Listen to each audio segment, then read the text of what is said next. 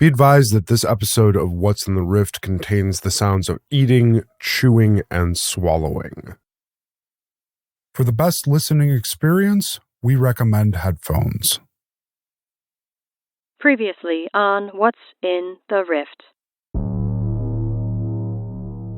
Courts, we're going to talk about some of the things you experience and how they may relate back to your cultural aphasia, okay?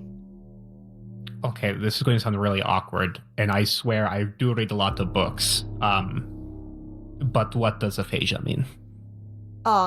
So aphasia is the inability to draw forth something from your brain. Court, cultural aphasia is what's been affecting our world for the better part of this iteration. It's a pandemic, a plague, if you will. We are all hoping that you and people like you can help the rest of us understand what's going on. Court, you see on this terminal screen a set of 4 other pictures. On the screen, you see a photograph of Bruce, a photograph of Jenny, a photograph of Jackie, and a photograph of Blanche.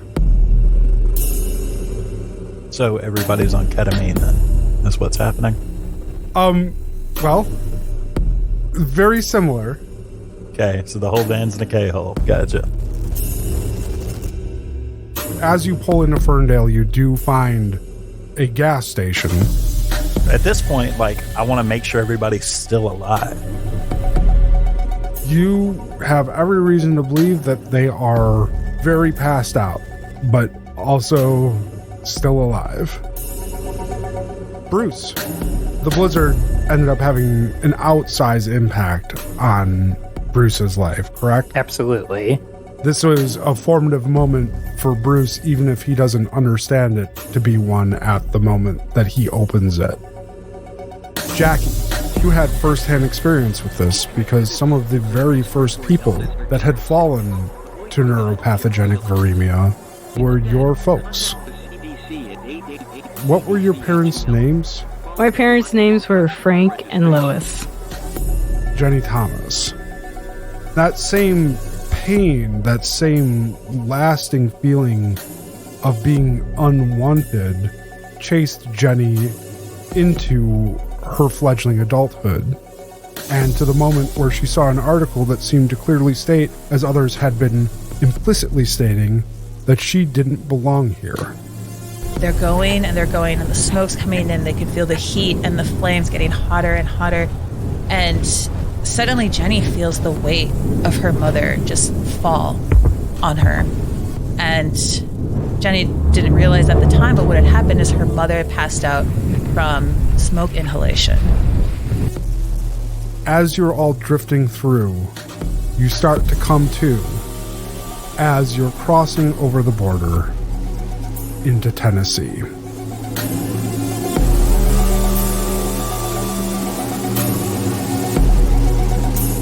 What's in the Rift is intended for mature audiences.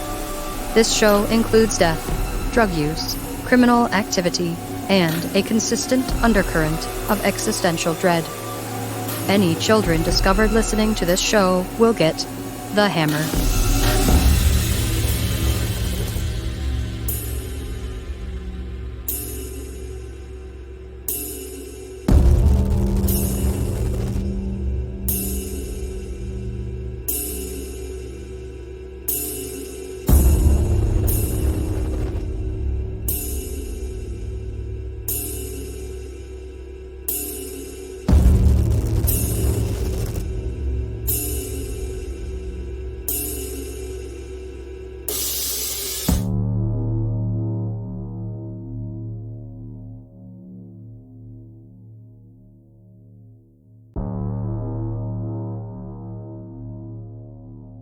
So, Court, you are just led back to your room after an enlightening session with Helen. She pats you on the shoulder as she opens the door under the watchful eye of the two orderlies, one still not looking at you that bears the face of your new friend, Toska.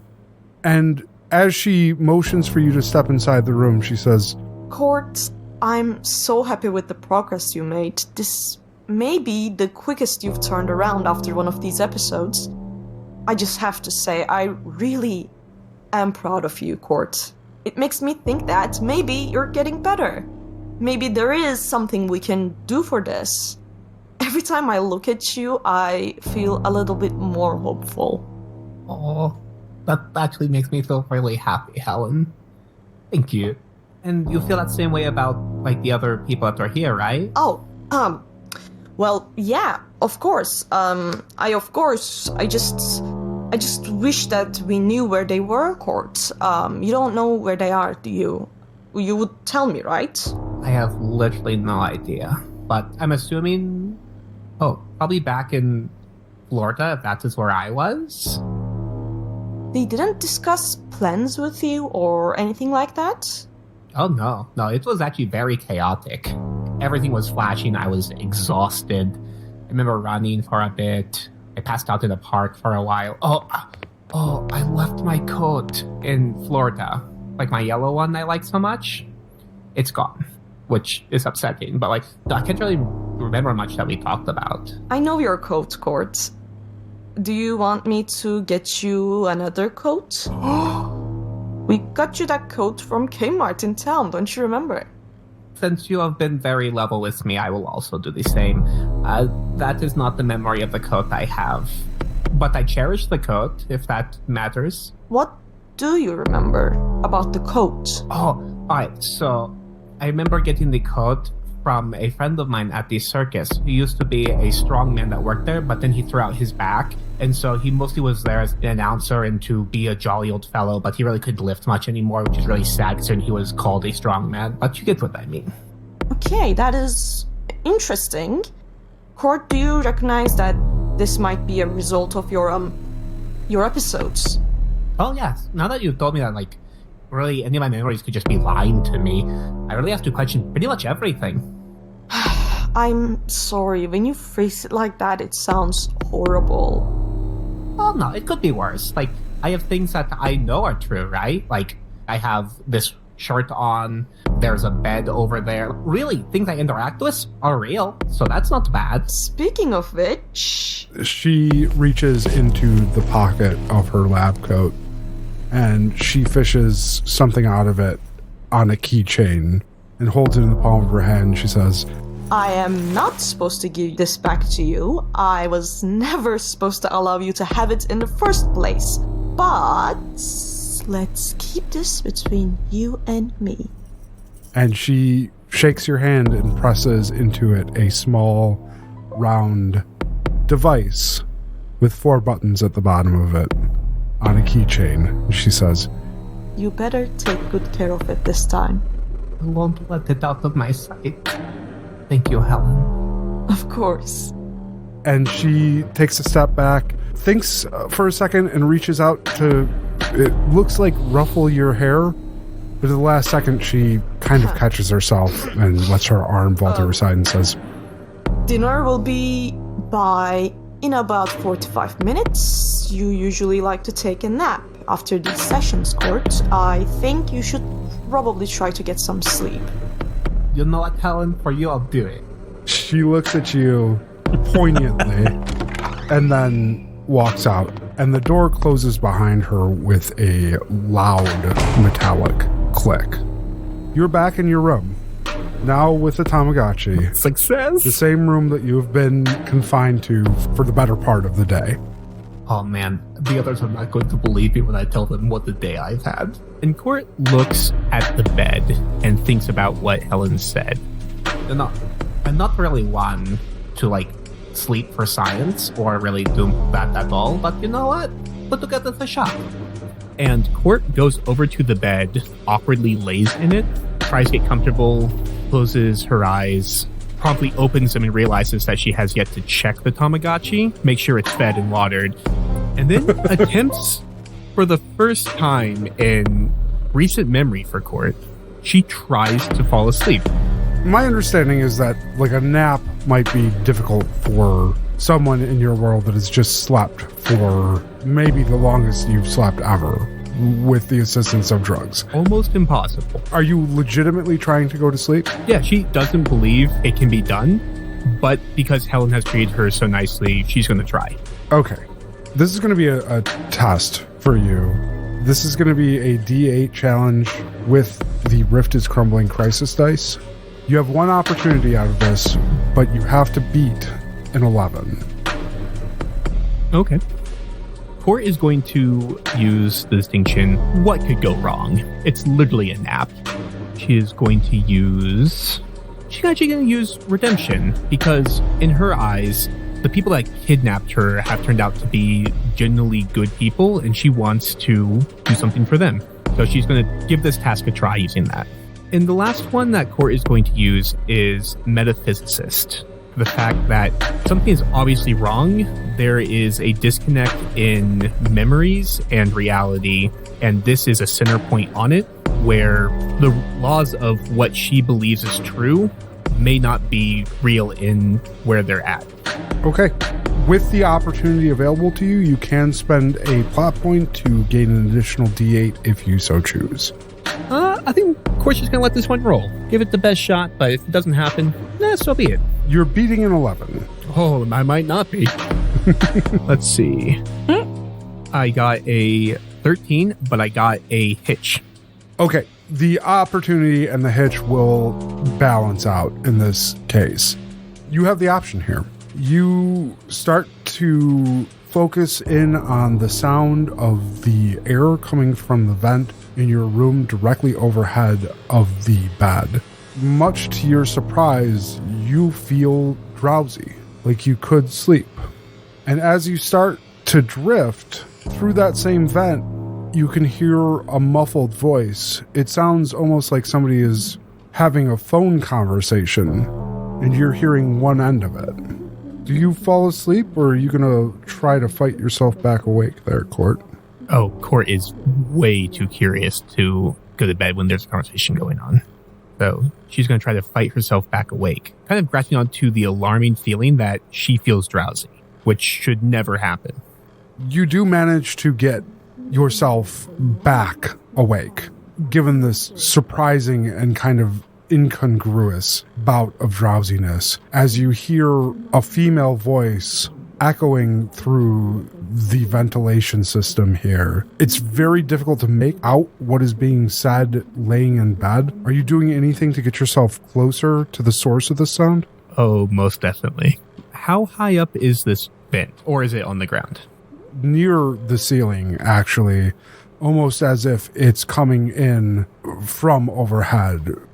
Thinking back to the hallway, you saw drop tiles in there, so you would assume that most of the electric and ventilation systems are probably run through the ceiling in this facility. Does that mean there's drop tiles in Court's room? No.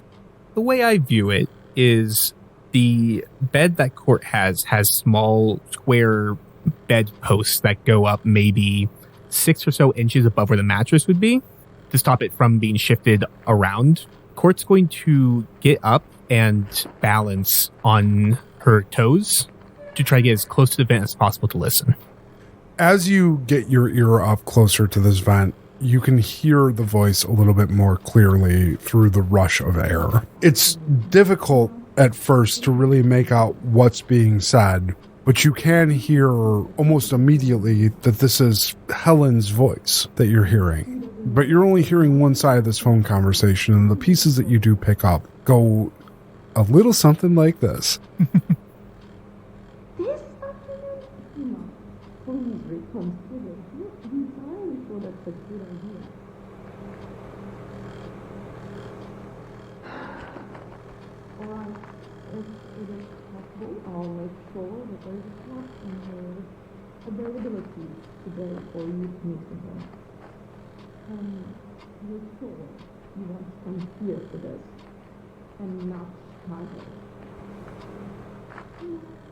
still haven't had time to get any meaningful information from Jessica about where her friends may be.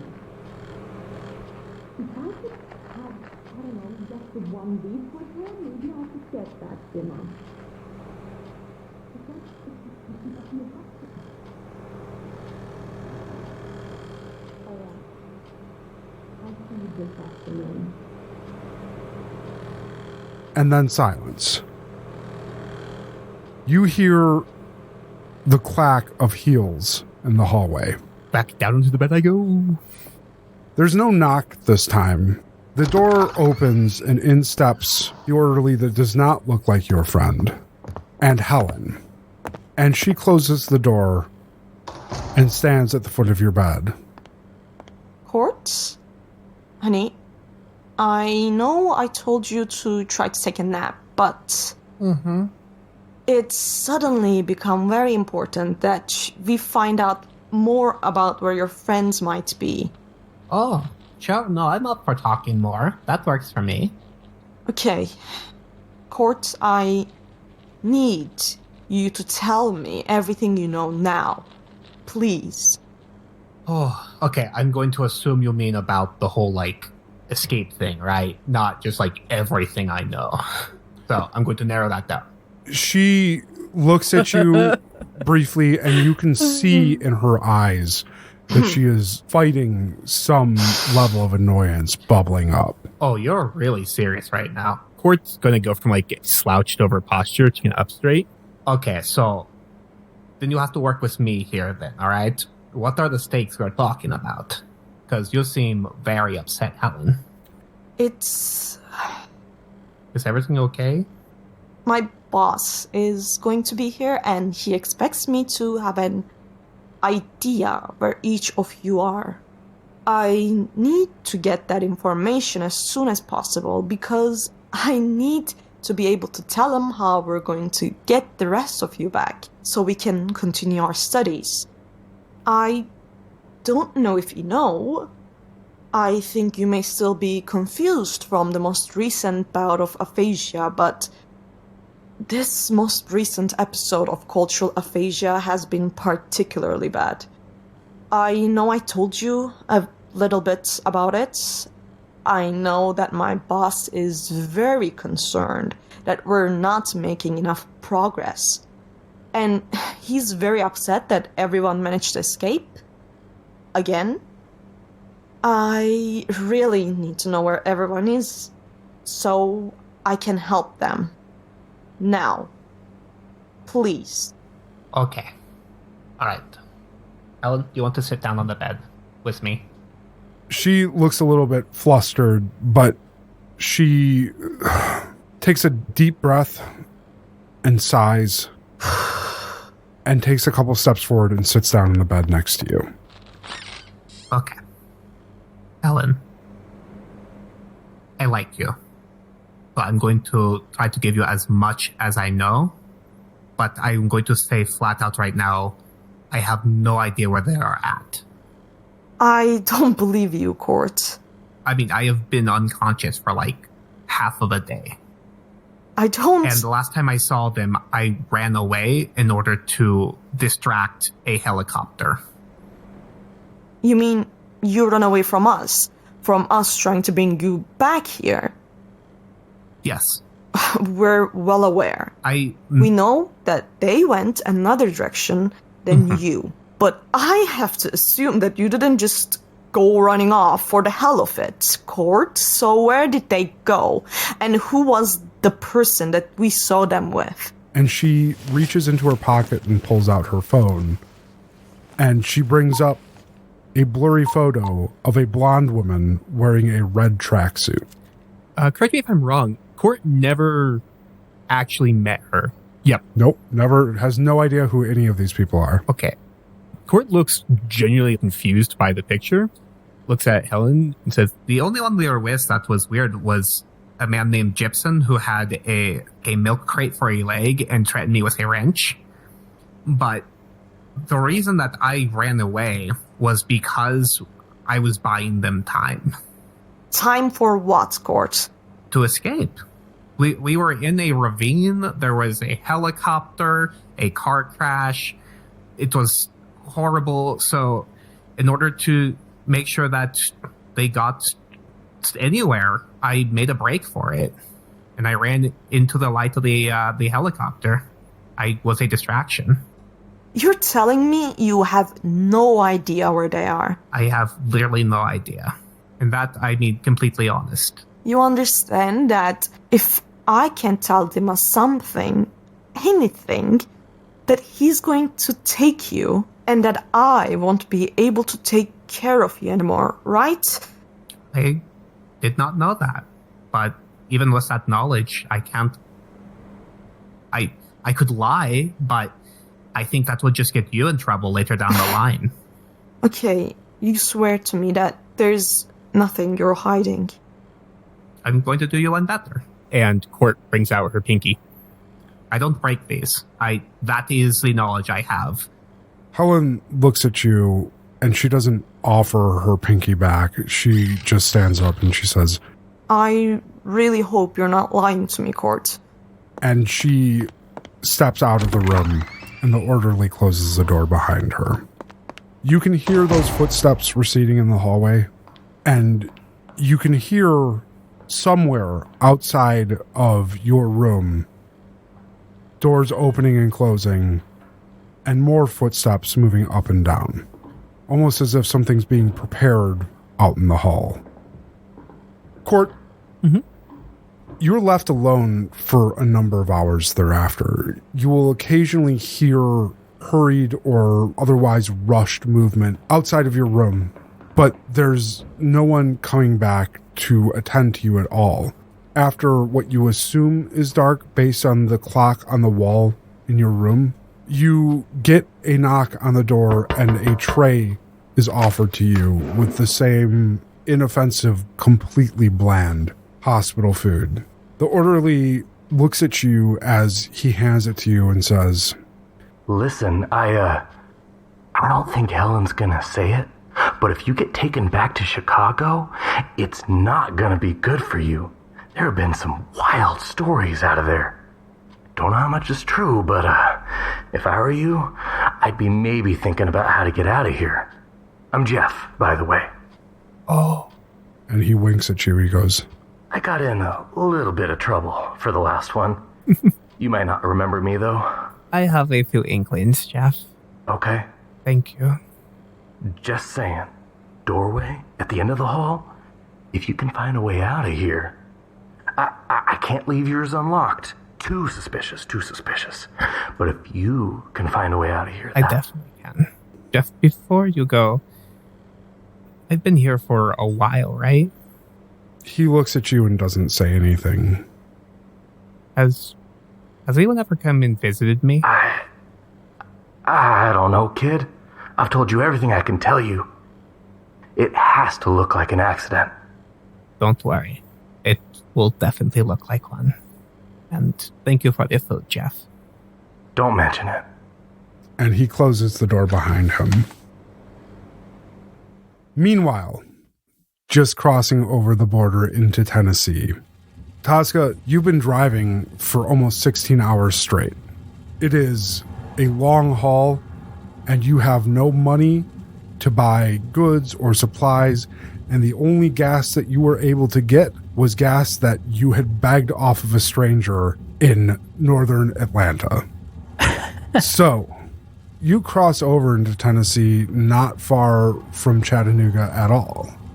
And you, according to your GPS, are only about 35 minutes away from Manchester at this time. Cool. Crossing into Chattanooga, going past the Tennessee River, and snaking your way out to the bridge on US 41, you start to feel the weight of the drive on you at this point. The people in your back seat are now just starting to stir. The first one awake is Jenny, still laying on the floorboards in the back seat. Jenny, you awake to the sight of Blanche's legs dangling just a few feet from your face. and your feet propped up on the center console, and your muscles ache. You feel cold, you feel bruised, you feel incredibly stiff. I remember everything while I was out, right? So, like, all of those memories are fresh in my brain. Yes, very much so. Well, that's rude. Did a lot of work to suppress that. So you would probably hear her as she first starts to stir, trying to stretch. She's like, where am I? What happened? What up, Jenny? Wasn't I driving? I am so glad somebody's awake. These Blanche's feet. Yeah, y'all got ketamine, and then I brought us to Tennessee. It's cool. We got what? Tennessee? We're here. Disassociated. Bruce, you slowly break out of your reverie, and you look over and you see Robert slouched, his head on your shoulder, on the bench next to you. He's starting to stir, but the one thing that registers before all of that is the long trail of drool that ended up on your borrowed clothing. Well, I guess it gets what it deserves. And Bruce startles, Toska, 10-2, buddy. Oh my God, Bruce! We're in Tennessee, man. Go back to sleep if you're gonna be like that. Jackie, Blanche, you come to in the next couple moments, again with that immense feeling of stiffness, with the sensation of being inordinately cold. And as you're up and looking around, Ace, who's been up for much longer than both of you, starts to whine and paw at you, Jackie. Oh. It's all right, boy. I'm here now. And last to awake is Victoria. Victoria, in the passenger seat, comes to, and after shaking off the initial bits of grogginess, she turns to you, Toska, and says, Where the fuck are we? And what happened? Tennessee, bro. What happened is y'all all got drugged, and drugs don't work on me. So I drove here. What do you mean drugs don't work on you? It's fine. We're fine. That's why I was at the reservation. Drugs do not seem to, something's up with my DNA. Don't know what to tell you. Where are we going? So I'm like, koyos, invulnerable. Where are we going, Toska? Court. How many times do we got to tell you, Victoria? Like, we've been saying the same thing. No. Do you even know what you're looking for? No. I know to get to Manchester, and that's what I'm doing. We're like 35 miles outside Manchester. What we do when we get there is not my responsibility. Do you know where we're going? Do you know what's at Manchester, Toska? Yeah, like a holding center or whatever. We know that Court's there. That's what we know. Or that's what we think we know. Jackie, you know what's at Manchester, and it just clicks. It's something that you haven't thought about for a long time. But there's an Air Force base in the Manchester, in your world, Arnold Air Force Base. Do you want to share that from the back seat of the vehicle? There's also should be an air base there, Arnold? Yeah, Arnold Air Force Base. Is it active? Yes, very active. I know for a fact that most UCRI air operations are based out of Arnold AFB. Victoria, has anybody ever told you that you're a Debbie Downer? Anybody? Like, so what? Hey, Toska, do you know how long I've had to survive running from these assholes? From these sick fucks? How long? Yeah, how long? For the past 6 years. Well, you're doing great. 6 years is a long fucking time, bro. Yeah, but why? Oh, fuck, you wanna know why? You wanna know why I'm running from them? Because they fucking killed me, okay? They killed me. Like, made me dead. And then brought me back to life, somehow. And killed me again. And then did it all over again. All in all, I've been dead 3 times over just because of those fuckers at UCRI. So what's it like? Wow, Jason must really be on your side. Jenny has taken her feet off of the console, but she is kind of curled up into this ball and she's sort of staring off into space, obviously thinking about all these memories now with a little tear in her eye. But when Victoria says that they killed her and brought her back to life, Jenny perks her head up. You mean that's actually a thing? How did they kill you? What happened? How'd you know?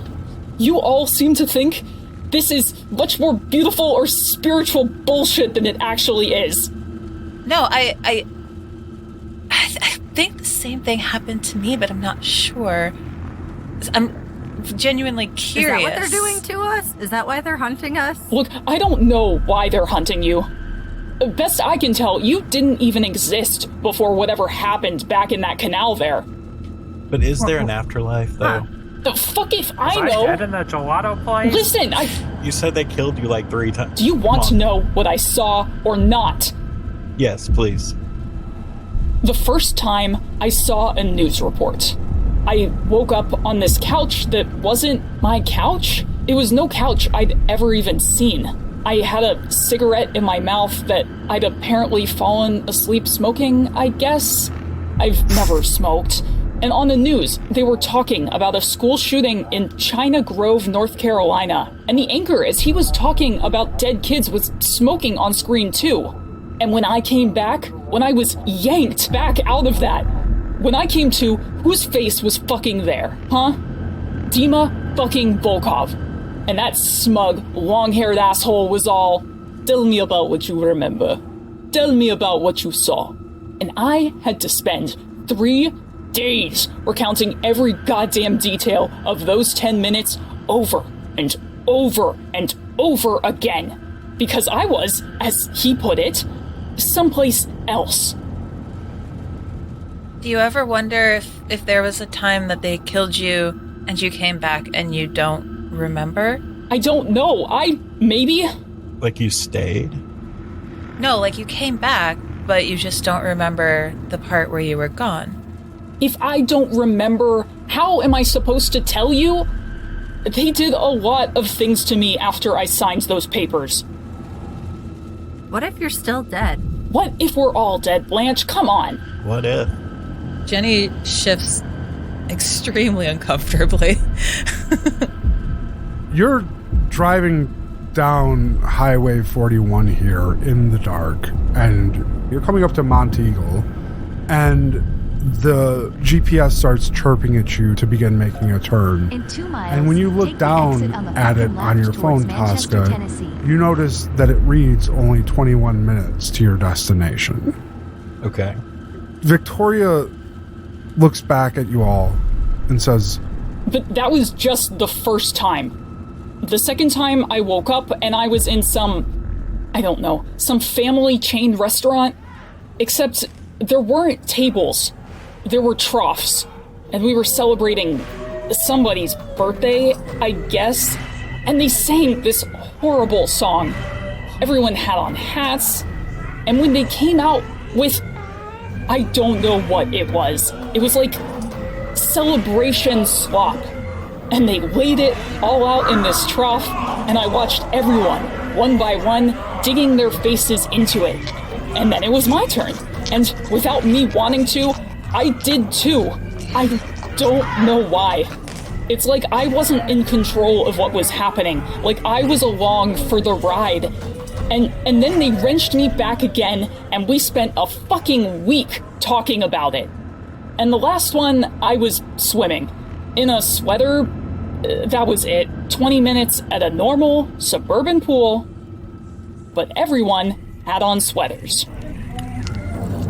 But that trough, and that song, and that slop, and the feel of it, cold, going down my throat. I still don't know what Dima did to me. I don't know how they stopped my heart. But I heard myself fucking flatline before I went under, and then woke up to that. Whatever they're doing is sick. And it's wrong, and it has to stop. And I don't even know if I want to know what it is, but I have to know. They using the hammer on you when they did this? No, I never needed that. What do you mean by needed? You know what this sounds like? This sounds like this TV show that I used to watch. I wasn't supposed to watch it because, you know, parents. But they used to, like, travel. And I don't mean, like, a road trip.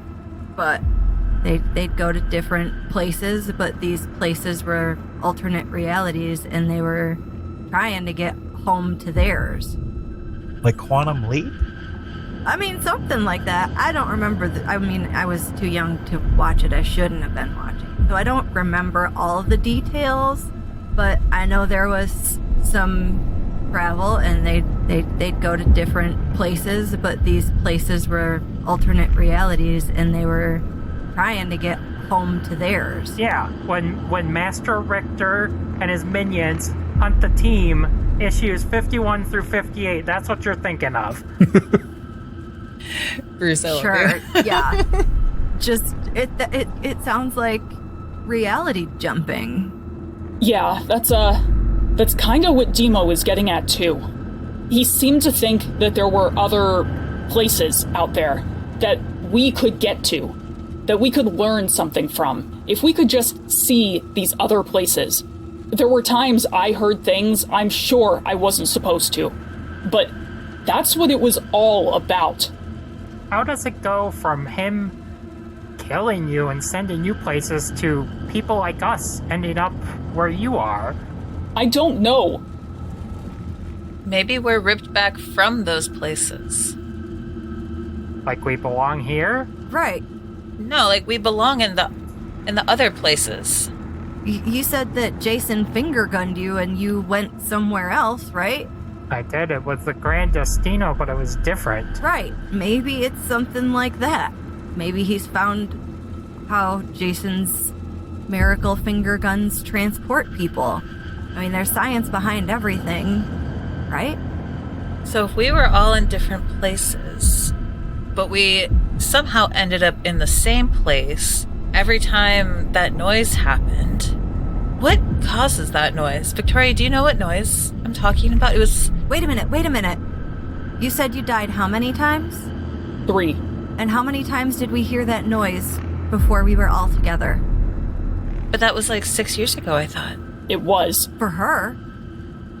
And the sounds we heard were very close together. Vicky, when you said Alana died 3 years ago, do you mean she's dead, or do you mean the same thing happened to her?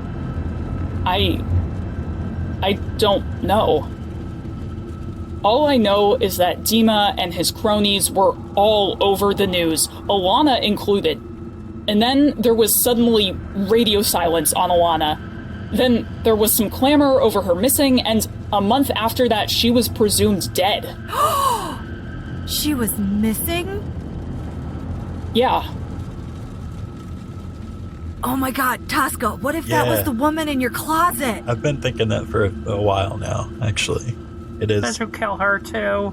Look, I had nothing But if they were doing to the fucking same do with thing that one. That's where I to got the other hammer. We got the people hammer and the from. laptop. That would make perfect sense. Maybe the before No, she was dead, like- reality jumpers, if that makes sense. Hold on. Whoa, Jenny. Eyes on the road! Wait. If she found out how Dima was getting you to jump from world to world, but she did it physically, and maybe it messed something up, which is why we're here, but maybe she went and hid in your world, Toska, and took the hammer with her because they disagreed. My world would be a good place to hide. Right? Victoria looks over at you, Tosk, and says, Well, we can settle this real quick. Here's a picture of her. And she pulls out her phone and holds it up to you. He needs to keep his eyes on the road. Dude, I didn't even know it was a girl until Herman pointed it out. So, I mean, do you have like a mummified picture of her so I can see that to compare, or what? She holds up a picture on her phone of Mummified. a woman wearing a severe black overcoat and with a middle-length blonde haircut, straight as straw, that is hanging down the sides of her head in the middle part. Her face is gaunt almost, and she looks distant. She looks like her mind is elsewhere. She was sure as hell gaunt and distant in the bottom of the closet. Do you remember anything about that woman? You didn't pay her much attention at all. Yeah, enough to push her out of the way so I wouldn't have to trip over her. Yeah. Like I said, I didn't know it was a woman until Herman pointed it out. She shows the phone to all of you and says, Do any of you recognize her? Well, yeah, she looks worse than when I met her, though. I've never seen that woman. This is one of the last photos that was ever taken of her. You know this woman, Bruce? Well, like I told you before, I met her. This is her. You met her just hours ago? With Dima. That doesn't make sense. None of this makes sense. I'm a time traveler. Lady, you just said you died 3 times and we're living other lives and ate shit out of troughs. Like, I think we're past the point of sense. Yeah, you're right. I'm glad I just got an IPA, not a trough. She points ahead and she says, Is this your town? That sure looks like the Air Force Base off to the left. Wait, before we go any further, we should probably stop and figure out what we're gonna do when we get there. Agreed. Can you find a place to pull off? Plus, can somebody else please drive? Doing great. You pass through a small town called Hillsborough, past the Dollar General there, and when you're just barely in sight of the razor wire on the Air Force Base, you see a little sign advertising something called the Broken Banjo RV Park. Go there. You pull into an RV park not far from the main entrance into Arnold Air Force Base.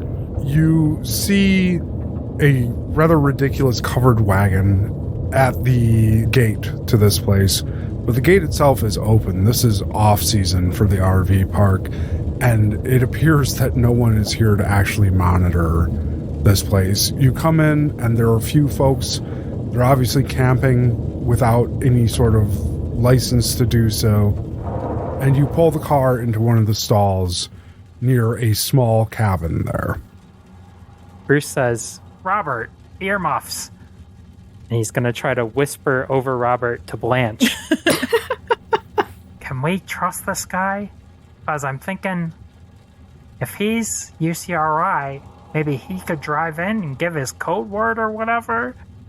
I mean, didn't it take 2? And, like, aren't they going to question him? Where's his partner? Why did he leave his post in Orlando? Like, are we asking for trouble? I wasn't sure. Oh, I don't think Also- this is a good choice. Yeah, also, if we left this facility, we go back in there, they're not going to let us out. Okay, Robert, you can take your hands off. What does the facility even look like? Is it gated? Is there a wall? Is it just open? Like The Air Force Base? the specific building that we're going to. Well, I guess the base. How are we going to get on the base? You don't know what building you're going to. You don't know if it's on the base. You don't know I thought we had the any address. of this information. Where's that folder? You know. Hey, Victoria, did you have a plan to get into the facility?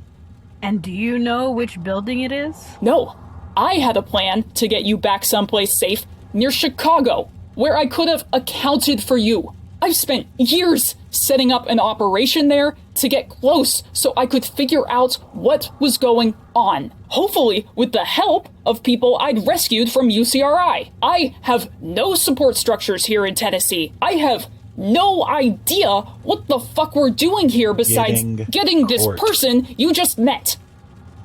Yes, we'll get to your plan once we have court. Yep, okay, sure. It's important. If you make it. Would any of your info help us at all into getting into this facility? Robert, do you know where this is? No idea, man. Never been here before. No, but I have this binder. Does it have the address? I read the binder. It's not that helpful for this. That binder was left intentionally kind of sparse as a means to encourage you folks to creatively spend your plot points. All right, I'll do it. I will spend one of my newly remembered and acquired plot points to fill out these pages with addresses where they specifically are located. Looking back at the binder, Jenny, you flip through the pages by the dome light in this SUV. You do notice that there is an appendix, and you pull that out of an inside pocket of this hard plastic binder, and you look for the facility in Manchester, Tennessee. And you get an address that when is plugged into your GPS does not lead to Arnold Air Force Base at all, but leads to a facility on the north side of Manchester. You guys, look at this. We weren't even close. And I will show the group the paper and the boo-boo. Cool. So now we know where we're going, right? Does it have street view? Sure. I would like to switch to street view and kind of see what I can see as far as the outside That'll setup. be 3 plot points. It's Google. It comes with it. Boo-boo. It's boo-boo. Okay, can I have the picnic basket view? You pull up your street view, and when you type in the address on 431 Interstate Drive, you see that you can't quite get all the way down to where this building is. Of course. But you can make out at the front of it that there is a side road that the main entrance appears to be off of. It is dirt. It says Substation Drive. And if you pan the camera around, you can just make out barely on the front of this building something that says Professional Services. Jenny, your phone is amazing. Who drew that? Oh, it's not my phone. It's Toska's. Who drew that? What do you mean who drew that? That's incredible. It's just they're pictures. Have you never seen Boo Boo Street View? But anyways, look, so you see there's the side road here. I guess maybe we could try that. It can't really get too close, so I'm not sure, but... We can't just all drive up in this vehicle, though. I don't think... We don't even have guns to be ablazing. I think that it's late. We should get some rest and create a plan of attack, maybe over some pancakes in the morning. All right, I'll take first watch. We at least need to get a few hours of sleep each. Hey, I've been asleep for like 12-ass hours. I don't know what y'all are talking about. You've been all passed out for a number of hours. But it doesn't feel like we've been passed out, though, right? Because we were having memory rush. No, you're deep inside your own brains. Everybody put your jackets down. Let Toska lie on them. I don't have a jacket. It was unseasonably warm. What the hell are you talking? I couldn't even say it with a straight face. Okay. That's my jacket. You spend some time figuring out the logistics of how you're going to camp in this SUV that's already packed to the brim with 7 people and a dog. You settle in, and somebody thinks to turn out the dome light. You eventually, one by one, drift off. On the other side of town, Court, you hear a light rapping on your door. It is well after midnight. I'm assuming that you have been waiting for some kind of signal, though, given the information that Jeff gave you. Oh, yes, definitely. And this sure sounds like a signal. Okay. Time to go. And Court will, for a flashback to when Court got her meal and finished what I can only assume was a tuna salad sandwich, some cold slaw that did not have enough pepper in it, a piece of toast, which was weird because they had like a sandwich already, and then just sliced apples without the skin, so you couldn't really tell what kind of apple it was beforehand. But there was a spoon for the cold slaw, and Court tucked that into the pillowcase after she was finished eating. So you have a spoon, sure. I'll grant you the spoon. Step 1 of my plan. it all hinges now on Shawshanked. I would like to spend a plot point. That vent that is above the bed is it's tight, but it's just enough that Court thinks she might be able to squeeze through if she can get past the cover. Okay. I will agree with that. And that summons the cops, right? Obviously. Court is going to get up onto the bed again and take this spoon and use the tip of it to start unscrewing the screws that are keeping the grate on the vent. There are a number of screws here that you have to work through. Give me a test for this. We're going to make this a D10 challenge for you to do this in a rapid and quiet manner. So I'm definitely using self-preservation. I'm going to use Scoundrel as well, because I'm literally trying to break out of the facility through air ducts. And I'm actually going to use Astley on this one, so I need to keep myself incredibly still while rapidly trying to remove these screws so I don't make any noise or cause any commotion or fall. Okay. You have to beat an 11. All right, let's find out. So that is a 16. Okay. That is a heroic success. So tell me exactly how this goes down. You are up again on the post of your bed to unscrew this vent. Yes. Tell me exactly what happens. So Court gets up there quite confident in her ability to take out flathead screws with a spoon, as she has done throughout her entire life. As one does. But what really gets to her as she gets up there is she sees these are not flathead screws, but instead her worst enemy, Phillip head screws. This causes a moment of panic for Court before she just decides to dive into things. She uses, again, just the tip of the spoon to try to get traction, and after a couple tries manages to kind of get a rhythm going, and she gets through 4, 5, 6 of these screws, and she's on the last one with kind of beads of sweat starting to drip down of this overly dramatic moment for her. And as the final screw comes out, it comes at a weird angle and starts to fall towards the bed. Court instinctually tries to push her foot out in order to catch the screw, at least try to slow it down in which way, but she misses. And it falls onto the bed. It makes absolutely no sound. Court removes the cover. Okay. Great. You take the handful of screws after realizing again that beds are soft and let them fall to the bed, and you take the cover and you gently drop it to the bed as well, where it lands with a almost imperceptible thwap. The opening in front of you is just large enough for you to squeeze your shoulders through. As you look down this vent, it would appear to travel about good maybe 8 to 10 feet across what you have to assume would be the hallway outside before it ends in whatever the room across the hall is, and you can see a faint light shining up through the vent over there as well. So Court will first make sure she has everything she needs before she leaves the room. So she will grab her Tamagotchi and actually about 2 or 3 of the screws, just in case. Okay. And then she is going to hoist herself into this vent. You make your way forward. Is your plan to go to the vent across the hall? Court's going to start moving towards just down the vent system. This is a fully enclosed vent system, right? It's not like it's just opens up into a... No, it's not an open air circulatory system or anything like that. It is HVAC. Okay. That makes things much easier, because Court will just follow the vent plan as she moves forward. Okay.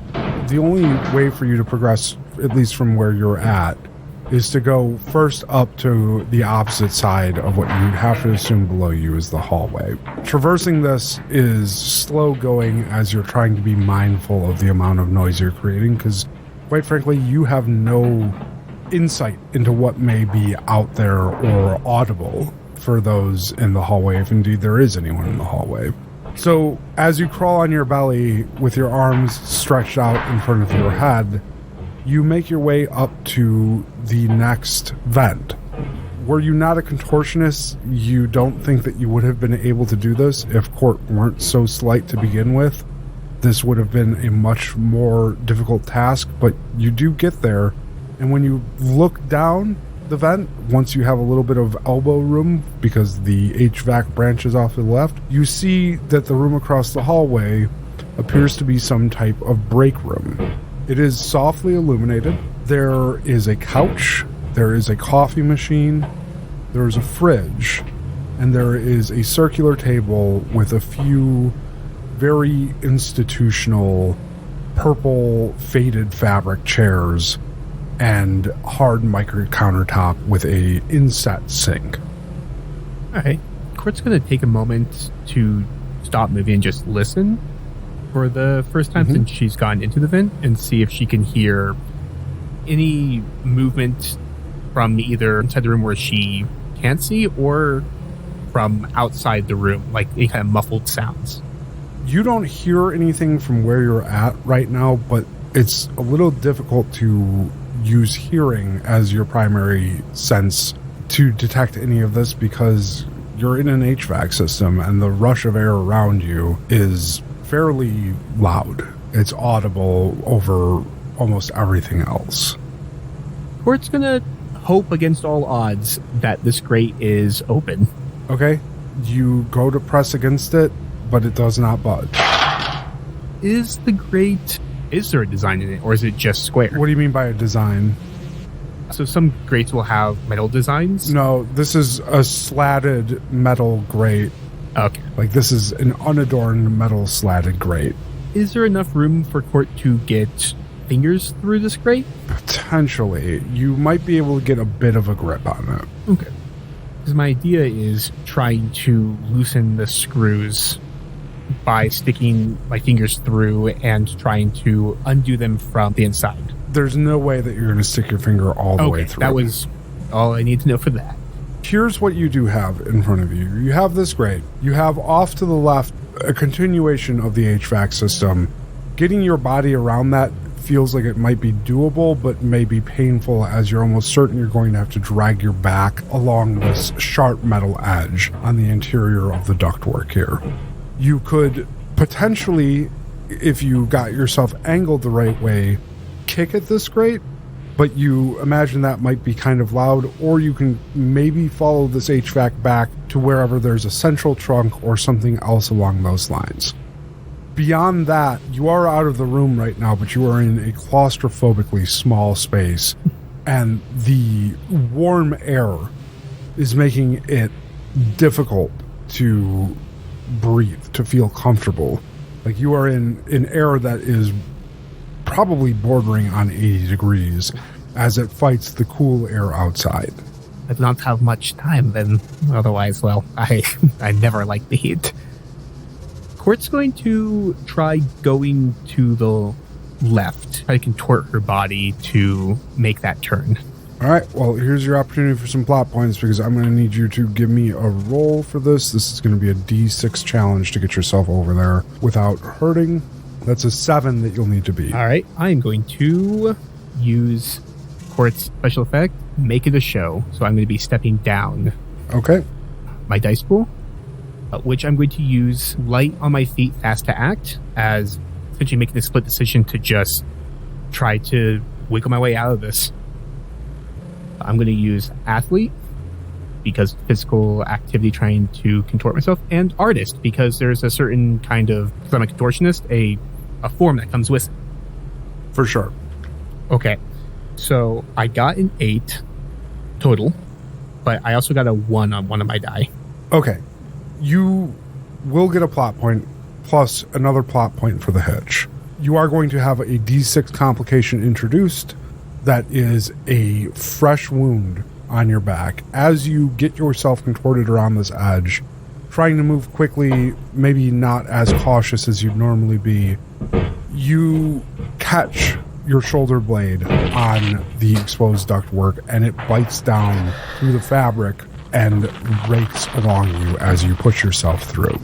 The wound feels cold and wet despite the warm air around you, and you can feel the blood soaking into your shirt. But you do manage to get around that corner. And you are positioned now heading up further into the ductwork with your feet by that grate that you just passed. With 2 plot points now, too. I'm going to say Court is going to continue along the HVAC system, and I'm probably going to end up spending these 2 plot points I just got. Okay. As it goes on for a little while before there is another grate that Court sees to the right as a branch, so either left or right.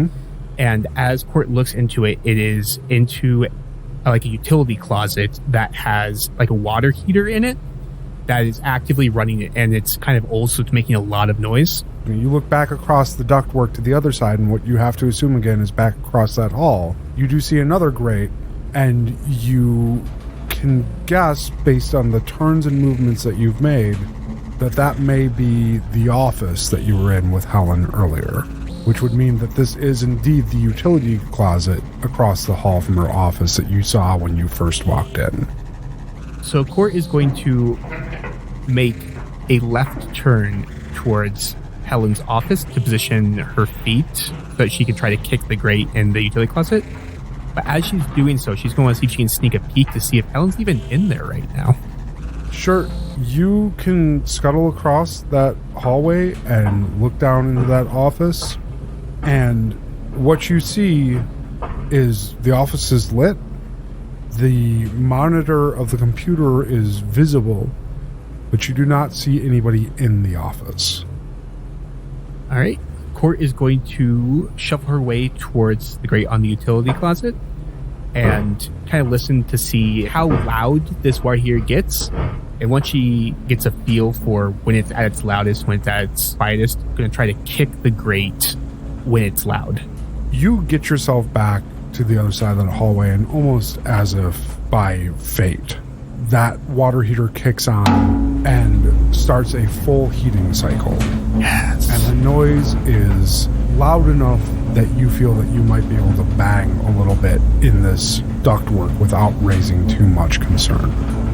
But I do want to remind you that you were able to hear Helen when she was on the phone in her office earlier.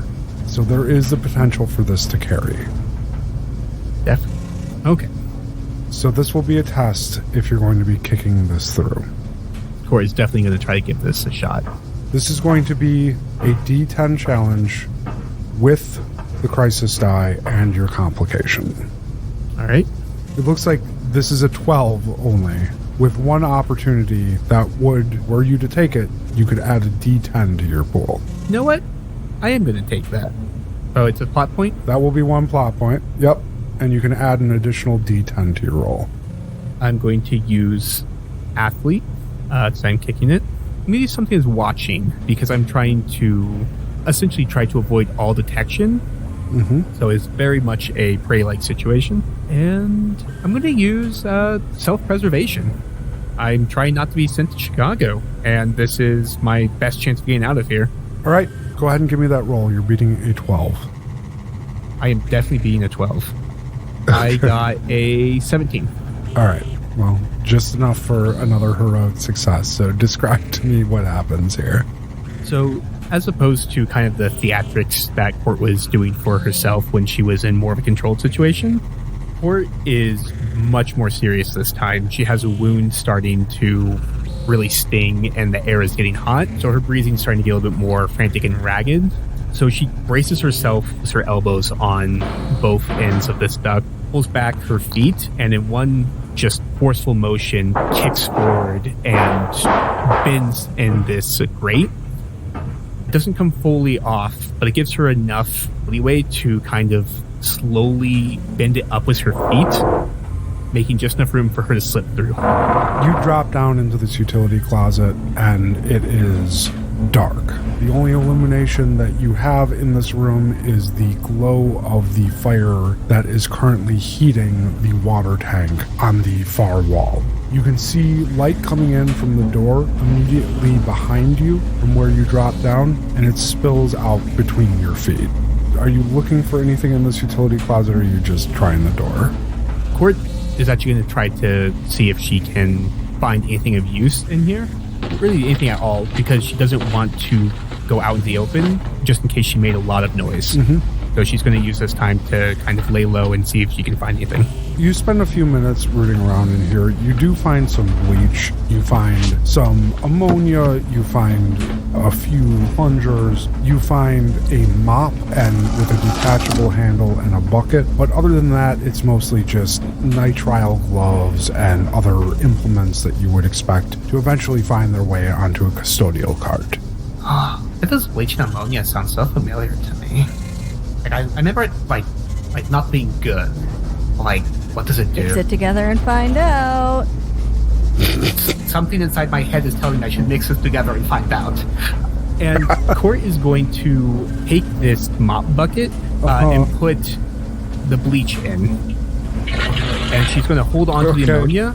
And then she's going to crack the door to kind of see if she can see out, see if she notices anything. You crack the door.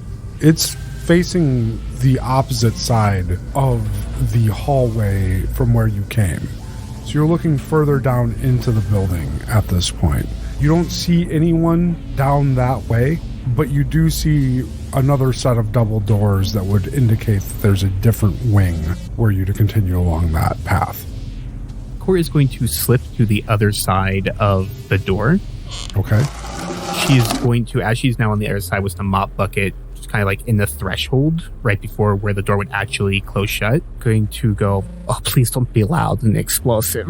And she's going to pour the other container into the bucket. Okay. And leave the door cracked open. All right. Go ahead and I just need to research what chlorine gas. Not good stuff, but in a ventilated area, it just causes discomfort, coughing, and really, unless you have, you're like trapped in the room, nothing serious. Just unless you have asthma, in which case, oh god, no. I may have accidentally chlorine gassed myself multiple times as a kid, and yeah, it was a multiple times? I don't want to talk about it. I grew up in Florida, and I was a chemistry major. I did a lot of dumb stuff. Okay, but yeah, if you were locked in the room with that, you would probably actually destroy your lungs. But with ventilation, it's just going to be painful. Here's the thing. I rolled a die here, and unfortunately you landed on the low end of this. Okay. Which means that ammonia that you poured in was an ammonia and acid, particularly stringent cleaner. Oh no. Which means that what's produced isn't chloramine gas, but chlorine gas. Oh shit. I just war crimed this place. Uh-huh. Hell yeah. It was dark. It's hard to tell. You do this, you leave the door cracked, and you stop for a minute, and you look down the hallway back towards your room, and you get the immediate sensation in your eyes first that something is burning, something stringent, something feels like it is aggressively binding to the surface of your eyes. And you squint hard, but it doesn't seem to help because it feels almost like your mucous membranes are turning themselves inside out. And what started with your eyes now watering, dripping water, has made its way to your nose, which seems to have had a spigot turned on as well. Court, you would venture to say that whatever you did worked for sure, but the mixture of whatever was in that ammonia definitely was much more pungent than you were expecting from your experience with this kind of reaction as a child. Court definitely realizes something is horribly wrong and immediately shuts the door and starts running towards where the entrance of the facility. All caution and stealth out of the way, she's actually actively trying to make noise. And as she is sprinting, once she kind of like gets to the point where she can see the doors that lead out of the place, probably gonna scare the shit out of a receptionist here, Court starts screaming, "Everybody get out of the building, there is deadly gas!" just at the top of her lungs. Just yelling warning signs that's not safe to be here and not to enter the closet without a gas mask. Just every warning you can imagine, Court is screaming. Court, you stream down this hallway, you bust through the double doors that conveniently were left unlocked. You almost knock over the orderly standing on the other side of it, who happens to be Jeff, who raises a fist as you run by. Woo! Hell yeah, Court! Fuck this system! In there! Oh, get out of the place! It's going to kill you! You round the corner, you come up to the cage at the entrance of the reception office. You see that for this time, at least, the cage door has been left open. The receptionist is not there, but there is a fire alarm near the exit to the building. And as you go through that cage and press through to the glass doors at the front, do you pull the fire alarm or... You know what? Court would pull the fire alarm. Court realized that she fucked up, and whether she gets out or not is secondary to not having a bunch of people die in the facility. Court is noble and selfless in that sense. She pulls the fire alarm, you pull the fire alarm, spin away, slam your butt into the handle of this door, and bound out into the night air, where you run full-bodied into a small-framed but solid man. A man with long black hair tied back in a ponytail and black sideburns down to his jawline. Accompanying him on either side are two men in black jumpsuits with the words UCRI emblazoned across them. You don't want to go in there. He looks startled, and for the briefest second, he stops.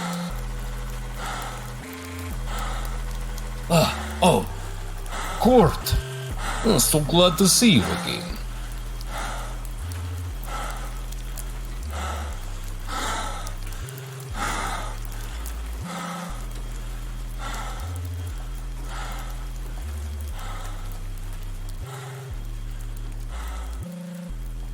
This has been What's in the Rift. If you enjoyed our show, please remember to rate and review on your favorite podcast platforms. If you really enjoyed our show, you can support us directly via Patreon or join our Discord. Both links can be found at what'sintherift.com. What's in the Rift is brought to you by Gas Station Drugs.